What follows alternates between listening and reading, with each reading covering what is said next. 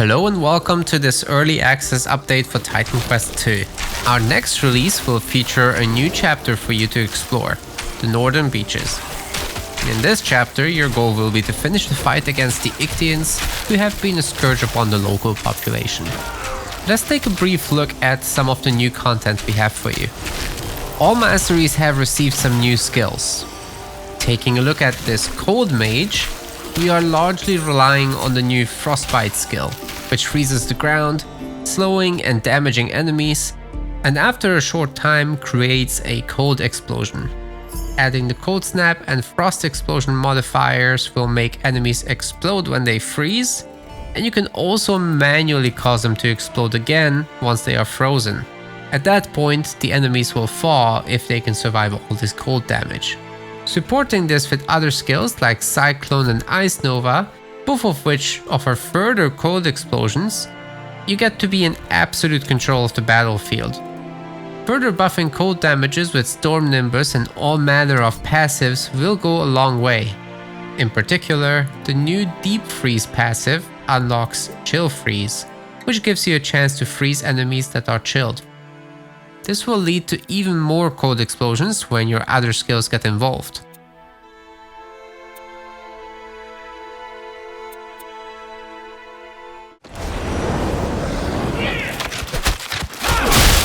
Shades of drowned sailors are roaming these beaches as well.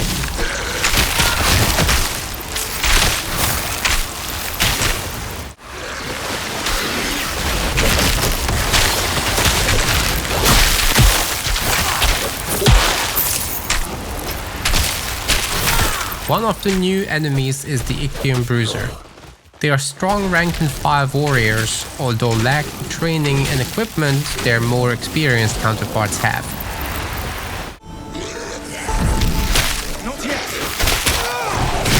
Needless to say, all this area of effect damage is fantastic against large groups.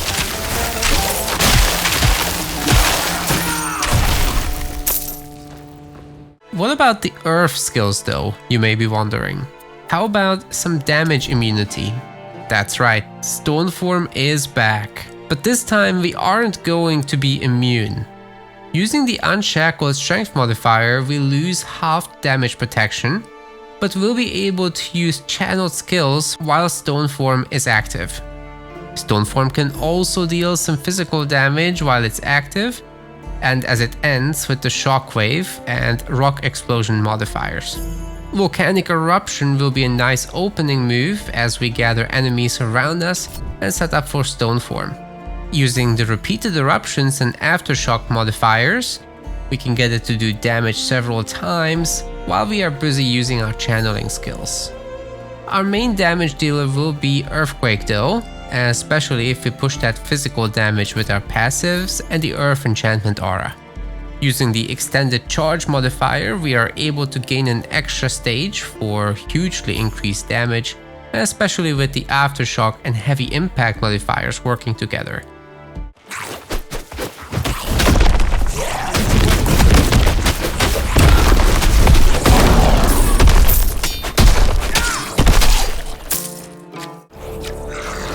We will be quite safe quaking away while under the protection of Stoneform, unlike our enemies.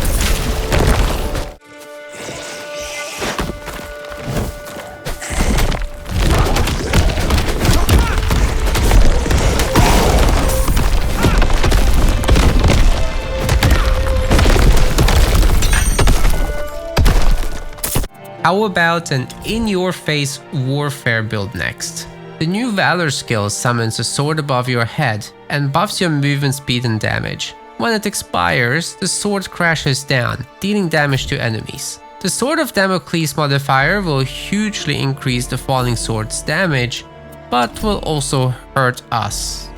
The Frenzy modifier will hugely increase the total damage buff, but also increases damage taken. With Doomhorn and its Frail and Follow-up modifiers, we are further able to increase our damage output. Our main damage dealer will be Heavy Attack, with the Shatter, Second Hit and Wind Up modifiers. It's generally a good idea to pack at least some Pierce Armor items, or defensive passives to offset this damage you may deal to yourself when unable to dodge the falling sword.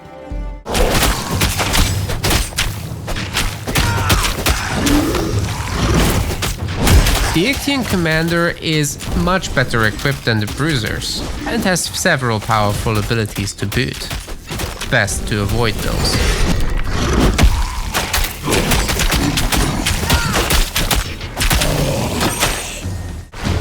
As we progress through the chapter's story, we will eventually reach the Ichthian stronghold, where the Ichthian king resides. We'll have to work our way through hordes of his minions, as well as waves of his personal guard, but eventually he joins the fight himself. The King of Tides has a powerful magic trident that can cast a cold damage ray. His enormous size is his weakness, however. Skirting around him allows for several free shots at him. Be careful with the overhead strikes and the shield bashes, however, as these can be problematic. The King of Tides is just one of 3 bosses in the Northern Beaches. We also hope you will enjoy exploring the nooks and crannies for secrets, puzzles, and fun encounters. The Rogue Mastery will also be getting new skills, and of course what we have shown with the other masteries is just a fraction of the new stuff. There's so much more that you can do once you get your hands on this update. That said, we have spoiled enough. We are super excited to hear what you think, and we'll keep working hard on bringing you more content and improvements.